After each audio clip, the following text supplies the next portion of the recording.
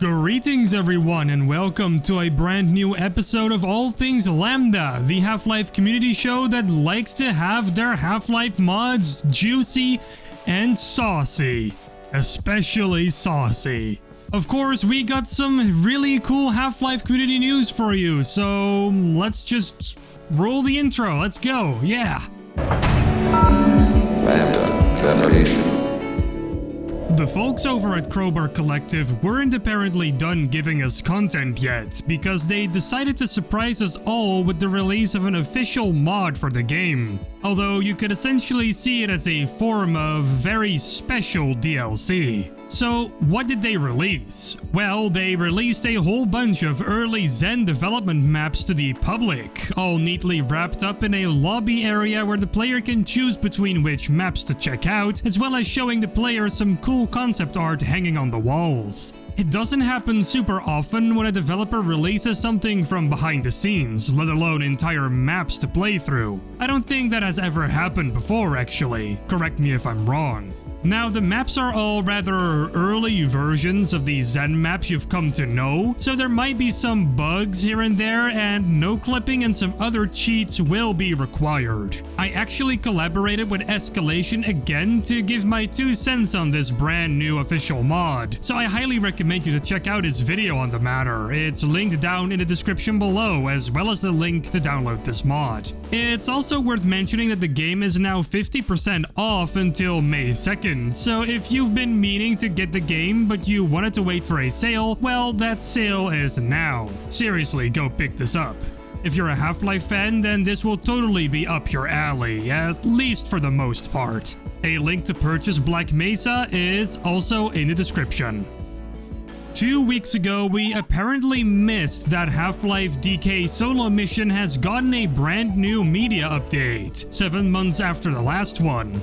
I really can't believe it's been that long ago, it almost feels like yesterday I covered the mod.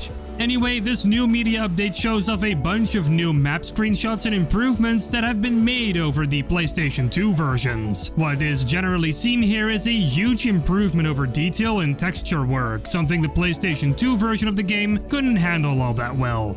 Between the screenshots, the developer Mr. Floyd states that not much has been happening during the development of the mod, except for steady progress, which is a good thing. Over on Mr. Floyd's Patreon, there are also some slots available still that will get you your name on a plate in the locker rooms at the pool or your picture displayed somewhere in the game. The nameplate will set you back 3 buckaroos a month, and the cameo will cost you 10 bucks a month, so if you'd like to get yourself into the game somehow and support Mr. Floyd at the same time, then you know what to do. A link is in the description below to his Patreon page, and of course to the ModDB post with the screenshots I've been showing you on screen. When DK solo mission will release is still unknown, but I doubt it'll take super long.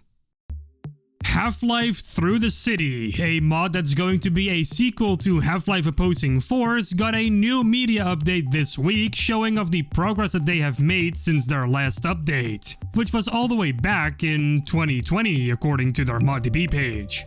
In this new update, the developer Kajlo announced that some new composers have joined the team to change out the Half-Life Alyx and Fanduria tracks that were used in the mod as placeholders. You can listen to some of their work that they've already done over on the ModDB page.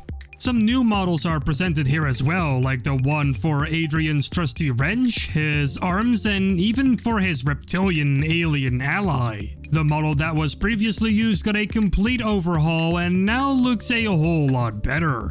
We get to take a look at some map screenshots as well here, and I gotta say that there's still quite some work to be done here to make these look as amazing as they could be. Of course, the mod is still in development, so a lot might change, but these maps still look very blocky.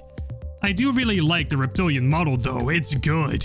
A gameplay video was also released alongside this media update that shows some of the, well, gameplay of the mod, of course. It's about 10 minutes of various sections of it, so if this mod has grabbed your attention, then you can go ahead and check this gameplay video out. The ModDB page for this mod is linked in the description below. Raising the bar, Redux is at it again over on their Twitter page. They have still been consistently pouring out smaller chunks of updates to keep interest in the mod high, and it's working pretty well. They already amassed over 800 followers. That can always be more, so go follow them if you haven't yet. One of the tweets they have been posting over on their Twitter page is all about some progress shots that they have made for the map Outer Kennels 02. This map has been designed by their newest level designer, Bogdan Baranchev. Sorry if I butchered your name. These screenies look quite nice, although the level might not be completely finished yet. Another tweet they made is about their particle artist apparently having learned how to create sheet textures for animated particles. I can't even begin to understand what sheet textures are, but this effect looks very bruh. It's just a test though, and obviously won't make it into the final mod, if you really need me to tell you that. They got more tweets on their Twitter, so make sure you check them out and follow them on there for the latest news on Raising the Bar Redux. A link is obviously down below. And we're ending this episode with, you guessed it, a Source Filmmaker short film. And this time we're featuring Operation Black Mesa by Animux, and it's obviously inspired by Half-Life Opposing Force and Operation Black Mesa, the Opposing Force remake that Tripmine Studios is making. It follows Adrian Shepard as he and his squad are making their way over to Black Mesa, but suddenly everything goes wrong as they're attacked by a giant alien creature that can shoot laser beams. Sounds a lot like the intro to Opposing Force, and well, it is, but then in a much more cinematic style.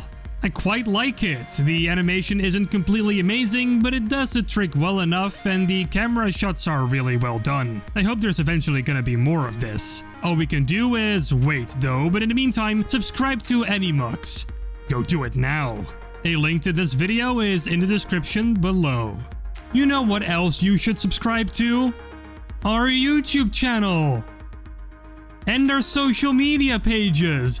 Our Twitter and our Facebook are linked down below in the description, as well as an invite link to our Discord server, which has over 1,000 members, which is very nice. Trust me, just come along and chat with other Half-Life community members. It'll be fun. My own YouTube channel and my own Twitter are also linked down below in the description in case you're interested to see what I'm doing. And with all that being said, I'm going to end episode 139 of All Things Lambda. Don't be sad though, because we'll obviously be back next week with more Half-Life community news. But in the meantime, don't forget to subscribe and to ring that bell icon so you'll never miss another episode. Salutations. And have a great day.